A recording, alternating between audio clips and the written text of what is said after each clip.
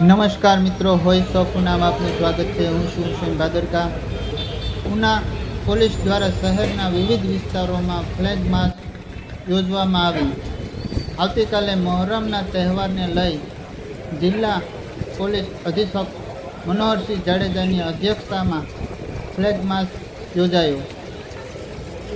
ઉનાના સંવેદનશીલ વિસ્તાર અને મુખ્ય બજાર સહિતના વિસ્તારોમાં ફ્લેગ માર્ચ યોજાયો। સ્થાનિક પોલીસ, ક્રાઇમ બ્રાન્ચ અને એસઓજી ટીમ સહિતનો કાફલો ફ્લેગ માર્ચમાં જોડાયો। ઉના શહેરમાં કોઈપણ પ્રકારનો અનિચ્છનીય બનાવ ન બને, જેને લઈ પોલીસ દ્વારા ચુસ્ત બંદોબસ્ત ગોઠવવામાં આવ્યો છે।